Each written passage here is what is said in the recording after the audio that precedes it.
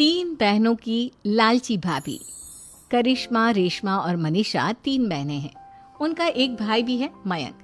मयंक अपनी बहनों को बहुत प्यार करता है, लेकिन मयंक की पत्नी सविता इस मामले में मयंक से बिल्कुल ही अलग है।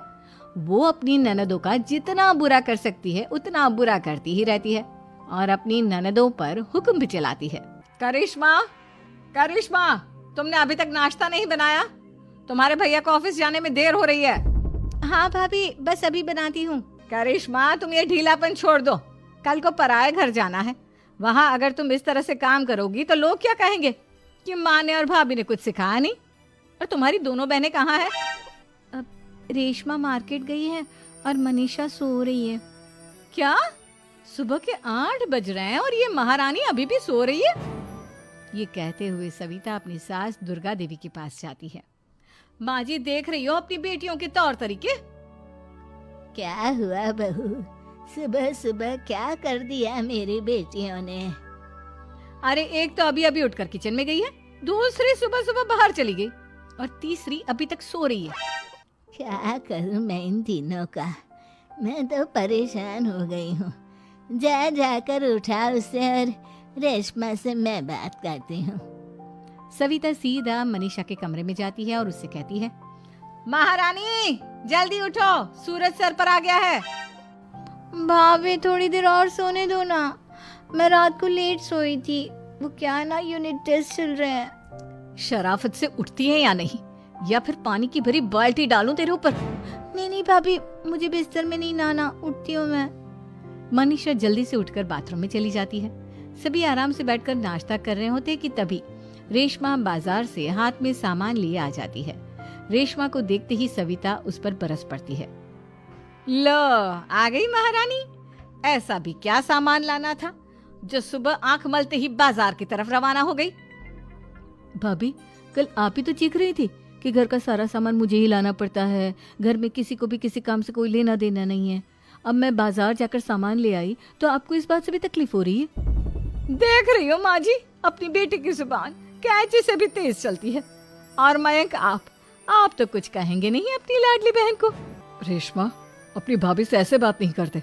चलो माफी मांगो। भैया, मैं क्यों माफी मांगू? आप भाभी से बोलिए ना कि हम पर कम हुक्म चलाया करे। हम इस घर की बेटियां हैं और आपकी पत्नी की ननद है, नौकरानी नहीं। लो कर लो बात। इनकी भलाई के लिए कुछ भी बोलो तो इन्हें बुरा लग जाता है। इस घर में यही इज्जत है मेरी। देख लो माँ जी, आपकी बेटी किस लहजे में मुझसे बात कर रही है। सविता वहां से चली जाती है। मयंक को बहुत गुस्सा आता है, वो भी वहां से चला जाता है। फिर करिश्मा रेशमा को समझाती है। रेशमा, तुम्हें भाभी से माफी मांग लेनी चाहिए थी ना। लेकिन दीदी, मैंने कुछ किया ही नहीं, तो मैं माफी क्यों मांगू? हाँ करिश्मा दीदी, रेशमा दीदी जैसे ही घर में आई भाभी ही उन पर चिल्ला रही थी। हाँ, मैं मानती हूँ कि गलती भाभी की थी। मैं तो इसलिए बोल रही हूँ कि भाभी ने माँ को तो पूरी तरह अपने वश में कर लिया है। वो हमारी बात सुनती ही नहीं। मयंक भैया हमारे लिए हमेशा खड़े रहते हैं, इसलिए उनकी बात का मान तो तुम्हें रखना चाहिए था ना। कोई फायदा नहीं दीदी, कुछ दिनों की बात और है, भाभी उन्हें भी हमारे खिलाफ भड़का देंगी। फिर वो भी माँ की तरह हमारी किसी बात का विश्वास नहीं करेंगे। इसी तरह सविता अपनी तीनों ननदों को किसी न किसी बात पर परेशान करती रहती थी। एक दिन मयंक अपनी तीनों बहनों के लिए गिफ्ट लाया। करिश्मा, ये तुम्हारे लिए हार का सेट। रेशमा, तुम्हारे लिए सुंदर सी ड्रेस। और मनीषा, तुम्हें किताबें पसंद है ना, तुम्हारे लिए किताबें लाया हूँ। थैंक यू भैया। थैंक यू भैया। थैंक यू भैया। करिश्मा, तुम्हारा नेकलेस कितना सुंदर है।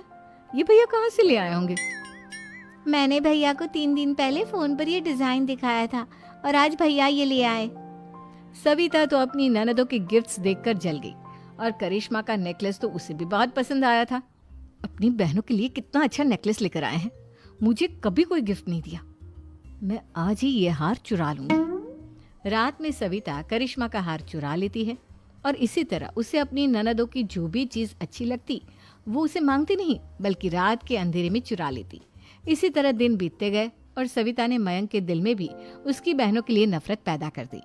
एक दिन मयंक ने करिश्मा और रेशमा के लिए रिश्ता देखा और ये बात उसने घर में सबको बताई।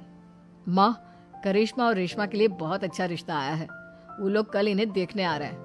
आप और सविता मिलकर सारी तैयारी कर लेना। ये सुनकर करिश्मा और रेशमा खुश हो जाती हैं।